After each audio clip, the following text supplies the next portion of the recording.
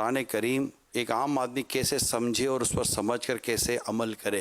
وہ نا کہ قرآن آسان ہے. اب اس میں نے جو پڑھا ہے وہ قرآن یاد کرنے کے لیے آسان ہے، مگر اس کو کچھ لوگ کہتے ہیں سمجھنے کے لیے آسان ہے. تو اس کو آپ کیسے بیان فرمائیں گے؟ اس میں یہ میں عرض کروں گا کہ جو آیت مبارکہ آپ نے جس کا ریفرنس دیا ہے وَلَقَدْ يَسَّرْنَا الْقُرْآنَ لِلذِّكْرِ فَهَلْ مِن مُدَّكِرٍ، اور بے شک ہم نے قرآن کو آسان کر دیا ذکر کے لیے، تو ہے کوئی اس سے جو ہے وہ تذکر حاصل کرنے والا. تو یہ جو ذکر ہے اس کے دو معانی مفسرین کرام نے بیان فرمائے ہیں. ایک معنی تو یہ ہے کہ قرآن پاک کو یاد کرنے کے لیے ہم نے آسان کر دیا، تو اسے جو حفظ کرتا ہے، جو یاد کرتا ہے، تو اسے بڑی آسانی کے ساتھ یاد ہو جاتا ہے. ورنہ نارملی اتنی موٹی کتاب، اتنی ضخیم اور اتنی بڑی کتاب یہ اس طرح یاد نہیں ہوتی. اور آپ دیکھیں گے کہ دنیا کے اندر آپ کو شاید ہی کوئی ایسا بندہ ملے کہ جو یہ کہے کہ 500 صفحات کی کتاب مجھے تمام زیر زبر پیش اور جزم کے ساتھ یاد ہے، کہاں رکنا ہے، کہاں رکنا ہے، کہاں نہیں رکنا، اور اس کی ترتیب کیا ہے، اور اول سے لے کر آخر تک میں صبح سے شام یا شام سے صبح تک پڑھ سکتا ہوں. اب آپ یہ دیکھ لیں کہ جیسے آسمانی کتابوں میں جو اور کتابیں ہیں، اللہ تعالیٰ نے انجیل نازل فرمائی، لیکن موجودہ زمانے میں بائبل کی صورت میں اس کی کچھ چیزوں کو جمع کر دیا گیا. اچھا، بائبل جو ہے یہ اپنی ضخامت کے اعتبار سے قرآن پاک کے تقریباً برابر ہے. اس میں عہد نامہ قدیم، عہد نامہ جدید، اولڈ ٹیسٹمنٹ اور نیو ٹیسٹمنٹ یہ دونوں مل کر یہ بنتی. اچھا، اس کی ضخامت قرآن پاک کے قریب قریب ہے. اور حیرت کی بات یہ ہے کہ انجیل کے اندر اعراب بھی نہیں ہے، کیونکہ اگر انگلش میں ہے تو انگلش میں اعراب نہیں ہوتے، اردو میں ہے تو اردو کے اندر بھی اعراب اس طرح نہیں ہوتے کہ ان کا پورا خیال کر کے یوں پڑھنا ہوتا ہے. اچھا، پھر انجیل کے بارے میں خود جو اہل مذہب ہیں، جو وہ مذہب والے، وہ بھی کہتے ہیں کہ بھئی ہمارے ہاں اتنا تکلفات کے ساتھ پڑھنے کی حاجت. یہ تو قرآن کی شان ہے نا کہ اس میں ایسا کھرا انداز اور ایسا کھرے انداز میں پڑھا جاتا ہے کہ آپ نے زیر سے زبر نہیں کرنی، زبر سے زیر نہیں کرنی، اور بالکل پرفیکٹ پڑھنا ہے. لیکن بقیہ زبانوں میں تو ایسا نہیں ہے. اچھا، اوریجنل جو تھی سریانی اور عبرانی، اس کے اندر بھی زیر زبر کا ایسا معاملہ نہیں. تو اس کا مطلب یہ ہوا کہ جو بہت بڑا ایک برڈن ہے کسی شے کو ایگزیکٹ یاد کرنے کا، وہ تو ریموو ہو گیا. اب اس کے باوجود پوری دنیا میں ہم جب آبادی کی کیلکولیشن کرتے ہیں تو یہ دنیا کے اندر تقریباً 1.5 ارب کے قریب مسلمان ہیں، اور عیسائیوں کے حوالے سے کہا جاتا ہے کہ ان کی تعداد مسلمانوں سے زیادہ ہے. یعنی تعداد کے اعتبار سے عیسائیوں کو سب سے زیادہ قرار دیا جاتا ہے، مسلمانوں کو اس کے بعد. اگرچہ حقیقت جو ہے نا وہ برعکس ہے کہ مسلمان ہی سب سے زیادہ ہے، لیکن یوں کہہ لے کہ مان لیا عیسائیوں کی تعداد زیادہ ہے. تو مسلمانوں کے اندر تو کم از کم بھی 1 کروڑ آدمی جو ہے نا وہ کھڑا کیا جا سکتا ہے کہ یہ حافظ قرآن ہے. واہ، انہیں لفظ بلفظ قرآن یاد ہے، تمام زیر زبر پیش کے ساتھ، تمام غنہ، اظہار، اخفا، اور اس کا اشمام، اور جناب اس کے قلقلہ اور حروف غیر قلقلہ، مستعلیہ اور منطبقہ، یہ سب کے ساتھ اس کو یاد ہے. اور بچے کو کھڑا کیا جا سکتا ہے، اور بچے کو کھڑا کیا جا سکتا ہے. لیکن پوری دنیا کے اندر کیا 12 جو ہے وہ ایسے عیسائی کھڑے کیے جا سکتے ہیں کہ جو یہ دعویٰ کرے کہ ہمیں انجیل بھی اسی طرح یاد ہے؟ اور معافی دیتے ہوئے ہم کہتے ہیں کہ چلیں یہ زیر زبر ہٹا دیں، آپ اعراب ہٹا دیں، اس سے ہٹ کر کسی کو اول سے آخر یاد ہے؟ میں نے بڑے بڑے جو ان کے جو اسکالرز ہیں، عیسائیوں کے اسکالرز ہیں، میں نے ان کی سپیچز کسی زمانے میں کسی مقصد کے لیے سنی تھی. تو آپ یقین کیجئے کہ ایک آیت کا بھی حوالہ دینا ہوتا تھا نا تو وہ کتاب اٹھاتے تھے، نکالتے تھے، پڑھتے تھے، اور پھر اس کا ریفرنس دیتے تھے.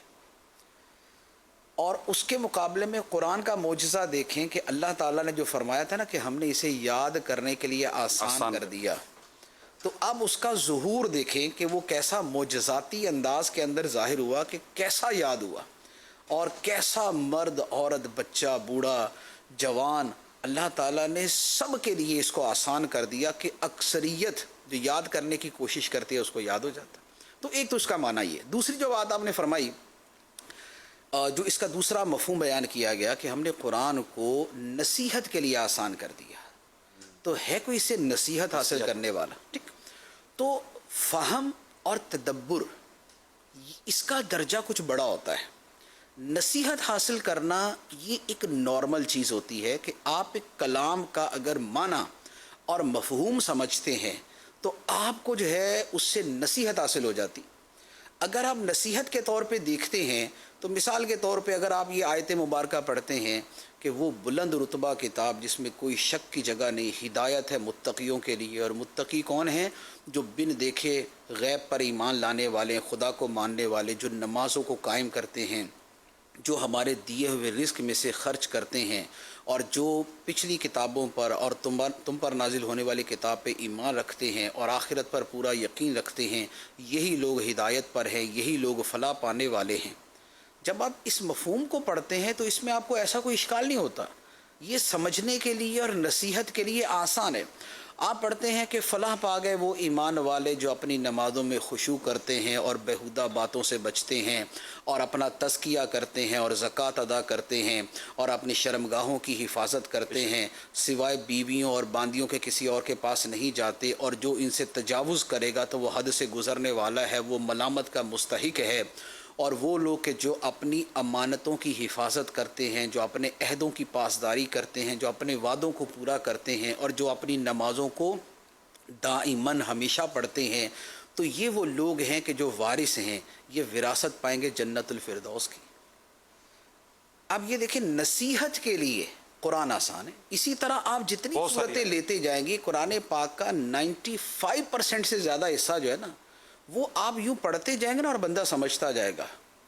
जान लो कि दुनिया की ज़िंदगी तो नहीं है मगर खेल कूद और तमाशा और ज़ीनत है, और आपस में मुकाबले बाजी है और फ़ख्र व गुरूर है, और औलाद के अंदर एक दूसरे से मुकाबला और माल के अंदर एक दूसरे से मुकाबला है। ये तो ऐसे बारिश की तरह है जो कहीं बरसती है तो वो वहाँ पर घास ही घास उगाती है, देखने में बड़ी अच्छी लगती है, लेकिन कुछ अरसा गुजरता है तो सारी मिलिया मेट हो जाती है, जर्द हो के बिल्कुल भूसा बन जाती। तुम्हारी ज़िंदगी भी ऐसी है, ये पैदा होती है, ये वजूद में आती है, ये बढ़ती है, फलती है, फूलती है, तुम्हें बड़ी अच्छी लगती है, जवानी का जोश है, तुम्हें वलवला सवार है, बड़ा कुछ करने की उमंगें हैं, तमन्नाएं हैं, आरजुएं हैं, ज़िंदगी को बड़ा वसी कैनवस पे देखने की कोशिश करते हो, तुम्हारी निगाहों में आफाक और अर्ज़ो समाज है वो तुम्हारे यहाँ बसा होता है। लेकिन फिर क्या होता है कि जब 40 के बाद तुम्हारी ढलान शुरू होती है तो ये सब्ज़ा मुरझाना शुरू हो जाता है। ये मुरझाते मुरझाते ये इस तरह जो है ना वो ये बासी घास की तरह हो जाता है। ये ऐसे बिस्तर पे पड़ा होता है कि हिल नहीं सकता, ये पूरी तरह देख नहीं सकता, ये सही तरह सुन नहीं सकता, ये अच्छी तरह बोल नहीं सकता, ये माफ़ी ज़मीर का इजहार नहीं करता, और बिल आखिर जैसे वो घास भस्म हो जाती है और ख़त्म हो जाती है, इसी तरह तुम्हारी ज़िंदगी ख़त्म हो जाती है। अब बताइए ज़रा, नसीहत के लिए हमने कुरान को आसान कर दिया, है कोई नसीहत हासिल करने वाला? क्या बात। तो ये है कुरान पाक की नसीहत। तो लिहाजा फिर आगे इस्तिदलाल है, इस्तिखराज है, इस्तिंबात है कि उसमें से मसाइल अख़ज़ किए जाएँ, उसमें से अक़ायद जो है ना वो अख़ज़ किए जाएँ। तो उसमें भी बहुत सारे दर्जे होते हैं। अक़ायद कुछ वो हैं जो बड़े वाज़े हैं कि अल्लाह है जिसके सिवा कोई माबूद नहीं, ज़िंदा है, औरों को कायम रखने वाला है, उसे न नींद आती है न ऊँग आती है, और उसके इल्म में से कोई उसका इहाता नहीं कर सकता, और ज़मीन व आसमान की हिफाजत करने वाला है, और ये आसमान व ज़मीन की हिफाजत उसको थकाती नहीं है, और वही बड़ी बुलंदी वाला है, अज़मत वाला है। तो ये अकीदे, ये हमारे बड़े बेसिक अकीदे, ये सीधे सीधे अकीदे। ख़ातमुन नबिय्यीन होना, ठीक है, ख़त्म नबूवत है, नबी पाक अलैहिस्सलाम के बारे में सरा ख़ातमुन नबिय्यीन के नबियों में सबसे आखिर में आने वाले, मामला ख़त्म कर दिया। तो ये वो चीज़ें हैं कि अकीदे भी मुस्तहकम तौर पे कुरान पाक में मौजूद है। तो जिसने इतने हद तक समझना है वो बहुत अच्छी बात। बाकी ये है कि ये तो वाज़ेह है कि जो मुज्तहिद समझता है, जो फ़ुक़हा समझते हैं, जो अहले फ़हम समझते हैं, अहले तदब्बुर समझते हैं, तो अब कोई बंदा ये बोले कि नहीं जनाब मैं भी ये कर सकता हूँ, तो ये तो ऐसा ही है कि एक बंदा बेचारा हाथ में एक छोटा सा स्क्रू और वो लेके प्लास सा लेके बैठा हुआ है और बोल रहा है कि जनाब वो आइंस्टाइन जो है ना मेरा अपना वही क्लास फेल हुई है, हम दोनों मिलके खेलते होते रात को फलां चबूतरे में बैठते हैं। तो भाई जो इसकी औकात है आइंस्टाइन के सामने, वही औकात है आजकल के ये जो समझने वाले हैं इनकी अकाबिर बुजुर्गान दीन के सामने, इमाम आज़म के सामने और बुजुर्गों के सामने।